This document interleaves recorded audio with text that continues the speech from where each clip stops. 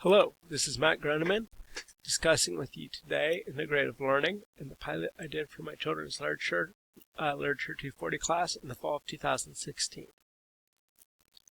For the assignment, what students do is that they are imagining they will be teaching a group of young students in elementary school about a topic.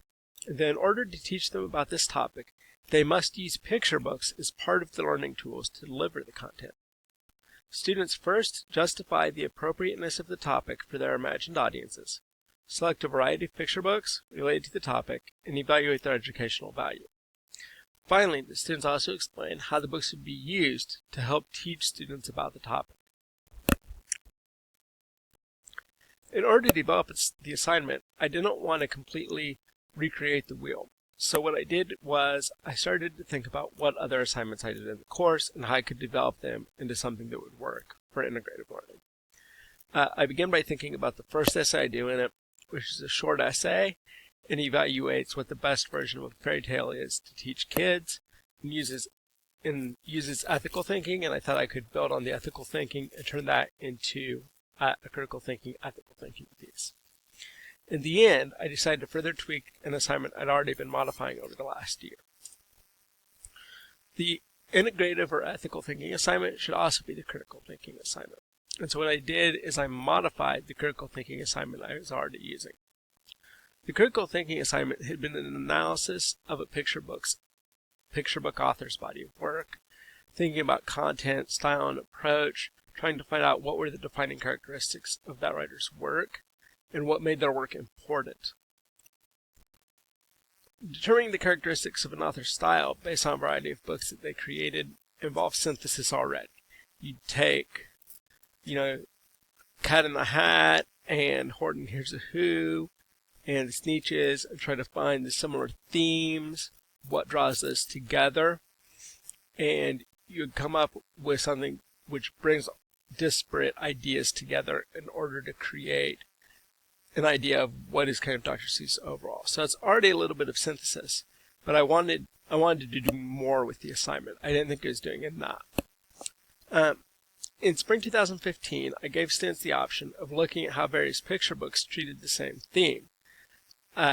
One student attempted it and did fantastically, looking at obesity across several different children's books.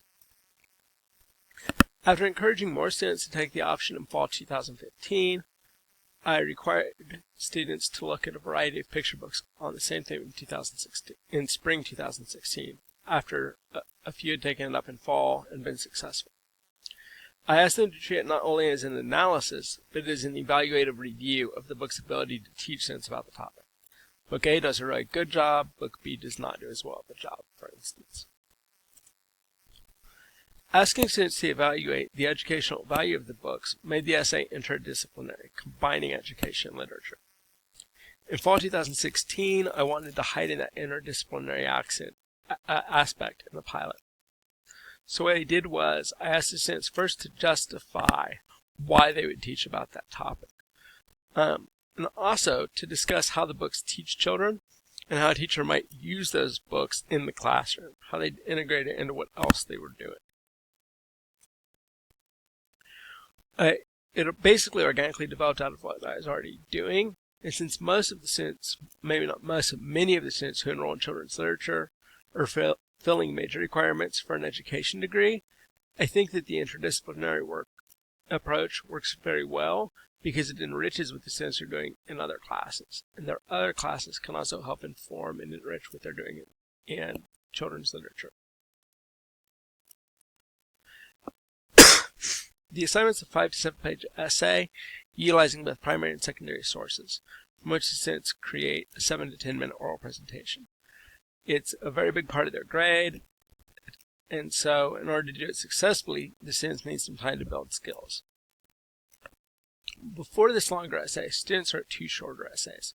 While neither of the shorter essays used content which was applicable, they both helped build skills needed for the longer essay. The first paper, a comparative analysis of 2 different versions of a fairy tale, teaches them how to analyze text and how text is interpreted by an audience. The second essay is an analysis of how images in fantasy novellas such as Alice in Wonderland or The Wizard of Oz, help augment meaning in text. It teaches them to consider how pictures are interpreted by an audience and how pictures can shape the way we understand the words. Picture books, which combine images and text, require both of those skills in order to successfully analyze, which is a necessary step in completing the assignment. Introducing the assignment, around midterm break, I spent a whole class period introducing the assignment. I began by modeling what the oral presentation will look like to students, which also give them an idea of kind of content and organization for the essay. Next, I handed out the assignment sheet and reviewed it as a class. Third, we brainstormed possible topics, and I provided them with a list of ideas that had been successful in the past. Fourth, I walked them over to the library. We looked at A to Zoo, a reference book which collects different picture books based on theme. So you look up Halloween, and it gives you a list of books about Halloween. You look up disabilities, it gives you a list of picture books about disabilities. You look up life cycle of a plant, and it gives you a list of picture books about the life cycle of a plant. After introducing the assignment, I continued scaffolding in the following ways. I posted sample essays to Blackboard. I encouraged students to conference with me to help develop their ideas. I encouraged students to share drafts with me before the final drafts were due. And I assigned them to turn in a bibliography of sources they had consulted 2 weeks before the essay is due, so that I could say, oh, these are some really good sources, keep up the hard work, or this source really isn't going to work. Here's a problem with the picture book you're using. It's not going to be something that would be very useful in the classroom. I want you to pick something different. I found that students 15 of 18 students turned in the bibliography, and I think that was very useful for them. Of the ones who shared drafts with me, 3 students shared drafts with me. They all did better because of that, and I had 2 students conference with me early on to get ideas, one of which he did very well. The other one, we came up with a lot of ideas, but there was not very much follow-through. Although I still feel that's useful to encourage students to do. The assignment's crafted to meet all the different outcomes on the critical thinking rubric. Explanation of a problem. Students justify teaching the topic, which establishes its viability, and then they must figure out how to do so, which books to use, and how to best use them. For evidence, the students have to use a variety of sources. 5 sources are required, at least 2 of which must be picture books, which will be primary texts. Secondary texts are also required, such as educational journals, articles about the books that they chose specifically, informational text about the topic they're teaching about, etc. Awareness of perspectives and contexts. The notions of taking books into the classroom opens up many possible ways to consider context, and there are often many perspectives on the best way to present a topic. For instance, a student did holidays and talked about religious versus secular books, and whether it was best to do only secular books or try to represent multiple religions in a way to please everybody.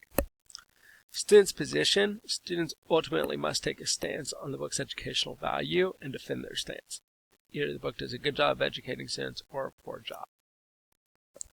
Conclusions and related outcomes. Students come to conclusions on which approaches would and would not be beneficial to take with the books they have chosen, and if the books are compatible with each other within the lesson plan, or whether or not they're compatible with the curriculum for the topic that they're attempting to teach students about. Integrative thinking is thinking which takes disparate elements and explains how they can work together. This assignment does that first through synthesis. They're taking different picture books from different authors, but with some sort of theme or idea which combines them together. They're explaining how those picture books work together in this assignment, and also how they would work with the lesson plan.